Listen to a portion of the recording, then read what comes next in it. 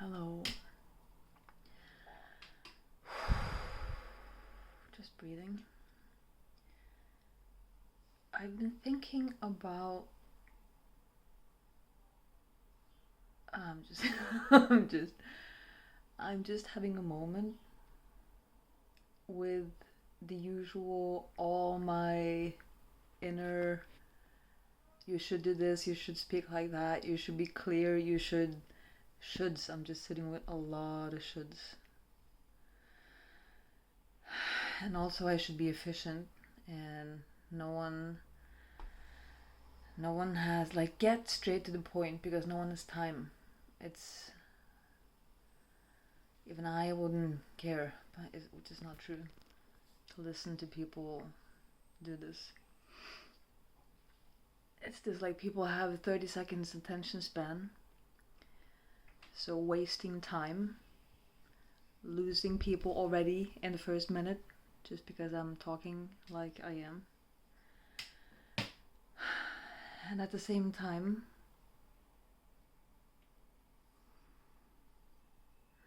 I want to come into myself. It's too little. It's too little of people coming,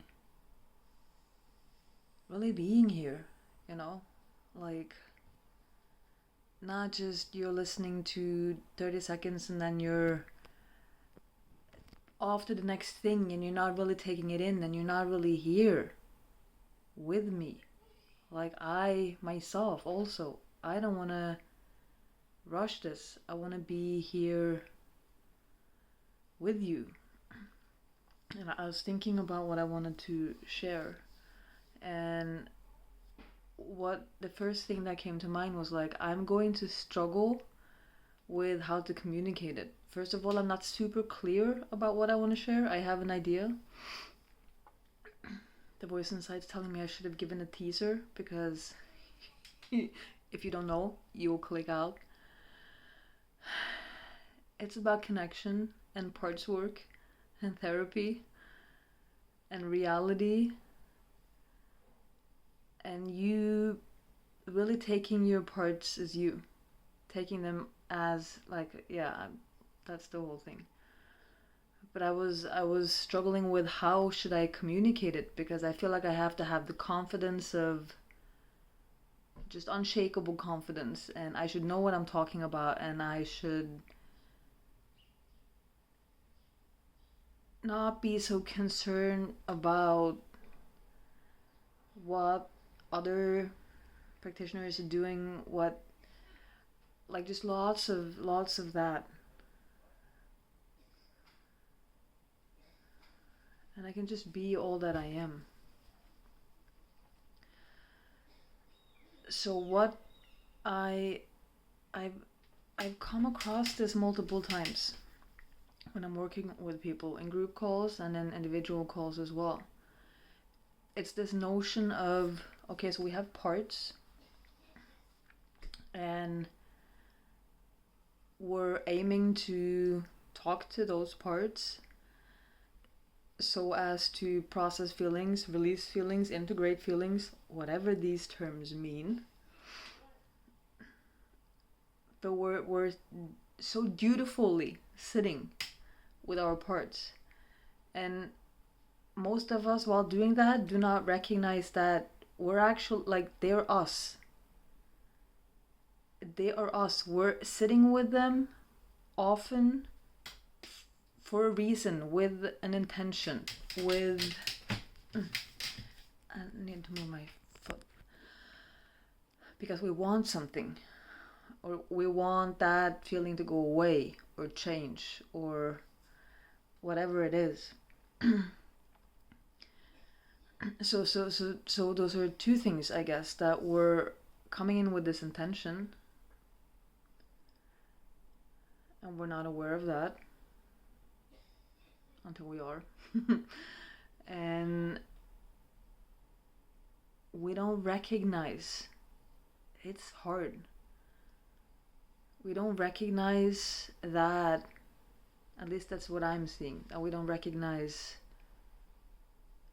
that these parts are actually us. It's almost like we see them as separate. They are someone over there, not really us. Someone that we can manipulate in some way, alter, change, influence in some way, and then that will not be a problem. That will be like over there. And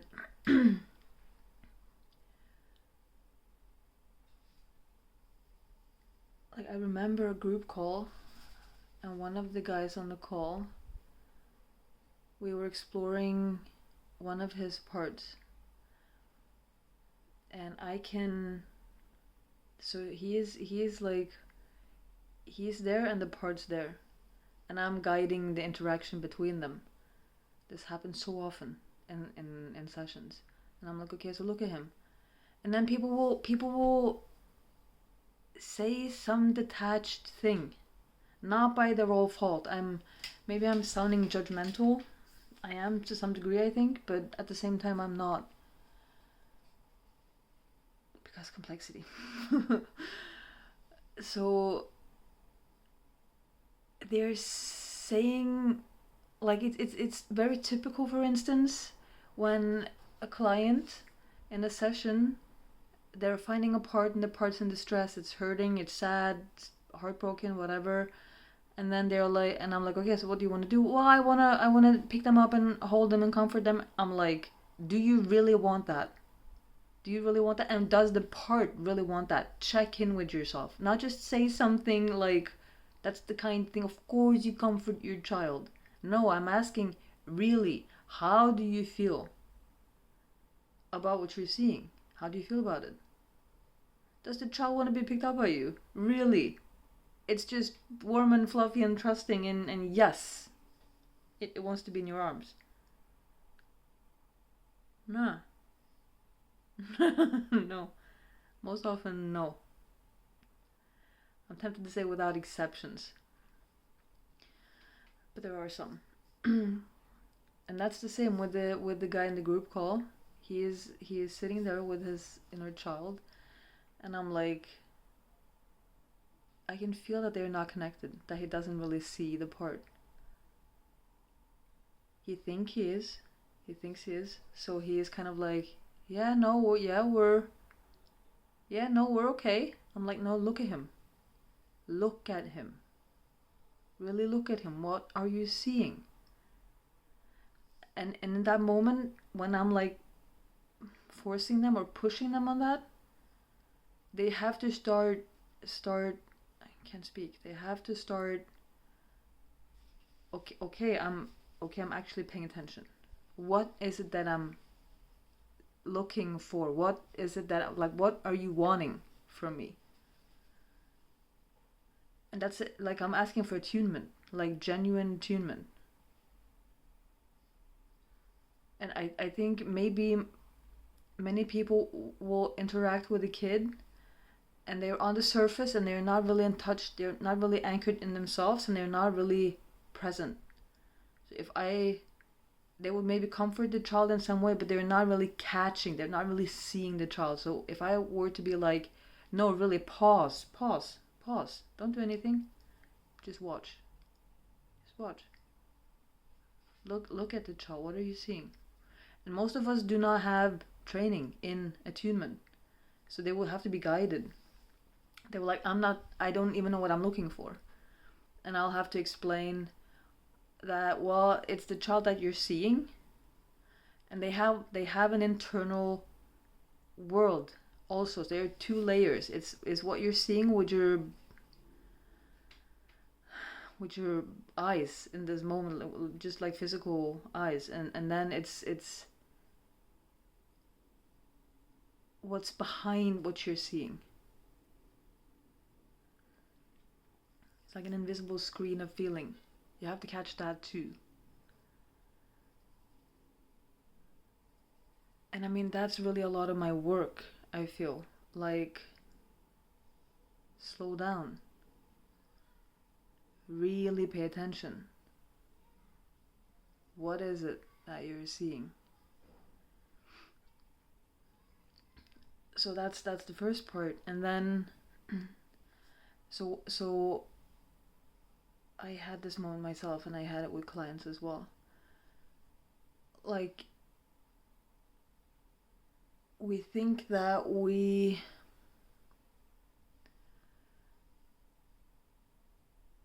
it's just a part inside. So it's almost like, oh, I can just cater to that part inside, and then I don't have to take care of it in the outside.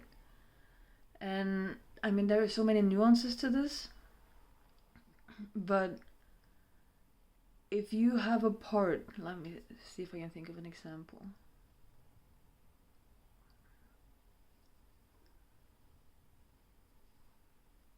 Like, I got a message from someone I dated 2 years back. It ended badly. It was painful as fuck. Really hard. He texted me last week, and he told me he was moving to a different country. He wanted to just ask how I was doing, and he said he wanted to meet up just to have a drink or coffee, whatever.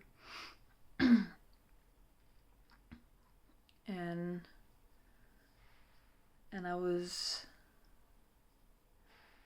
I mean, long story short, I said no. But then I was on my solo date with my younger self on Sunday, and I was sitting with her next to me on the bench outside, and we were looking at each other, and she was kind of like, like looking at me and leaning in, like leaning in towards me and seeking comfort, and looking at me with these eyes of, I'm just so happy you're here with me. I'm so glad that you're here, because that's all I want.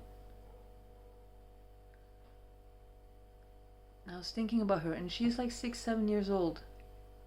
5, 6, 7, I'm not sure. And she had this asking this question of like, or maybe it wasn't her, but the question came to mind, like, why would I, how would I explain to her meeting up with this guy who hurt me so much? How would I explain that to her, that I'm going to see him?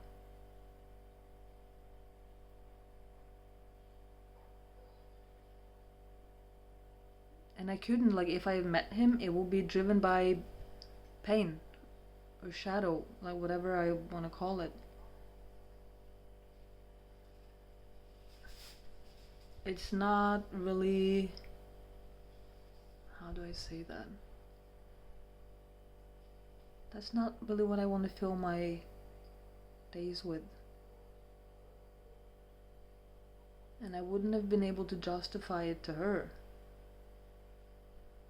I mean, she would know. She is sensitive. She would know that I'm fearful when going to meet him. I'm hurt. I wasn't seen. He doesn't understand. I'm making myself small. It's not the love I'm looking for. It's not anything of what I'm looking for. Except he's handsome to look at, but that's nothing.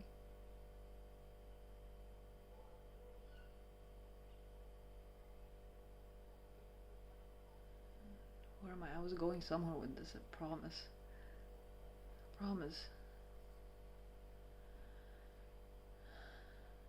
Yeah, I think it's just that those parts, they are us.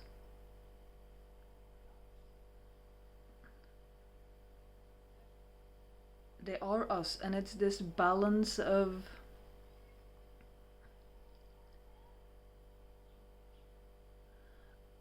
I mean, I do not have this clear in my own life, just to say that.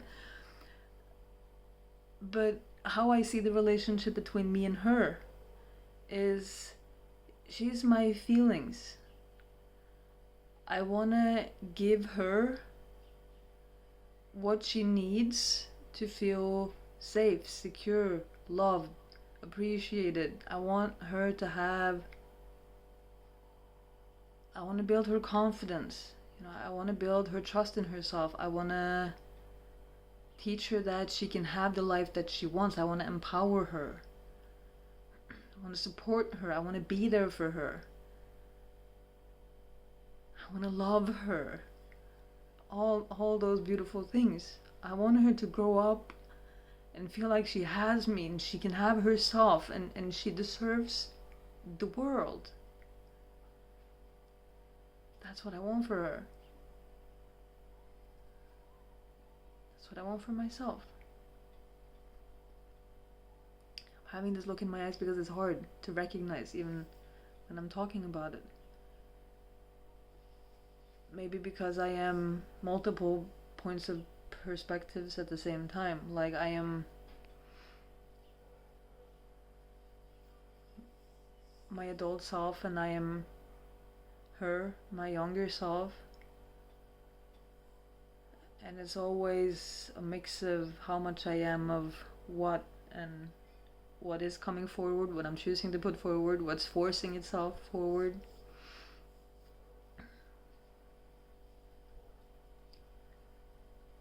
It's not an easy, how do you navigate that?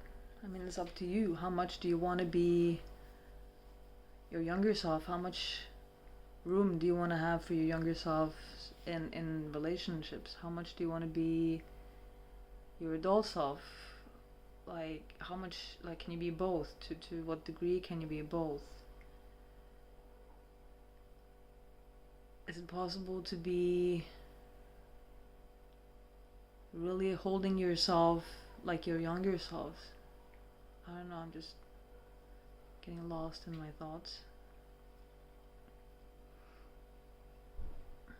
But I see in with clients or in sessions that people are like, they get to know this part, and the parts, let's say the part's really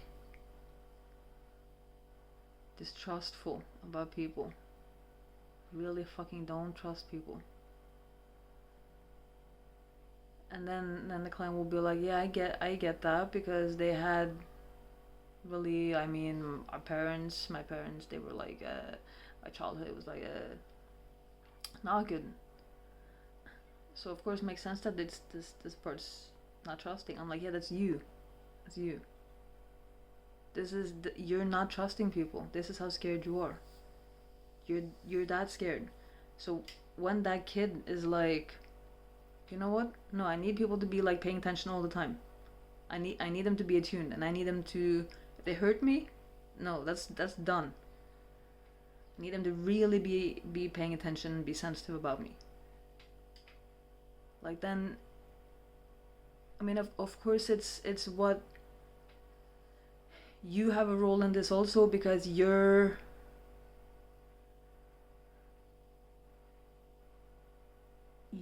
going to have a relationship to that part first and foremost, but also you advocate for that part. If you need someone who's really like vigilant about being present, if that's what you need to feel safe, then that's the kind of person you need. Someone who finds joy and satisfaction and meaning in being allowed to see you all the time and pay attention. That's something that for me, for instance, that could fit really well with me, because I'm always paying attention, and if people are not willing to admit to their truth, that triggers me. So if they're willing, if I can pay attention and be like, oh, are you feeling this? And they'll be, yeah. Oh, she's paying attention. Good. She's keeping track all the time. This is so nice.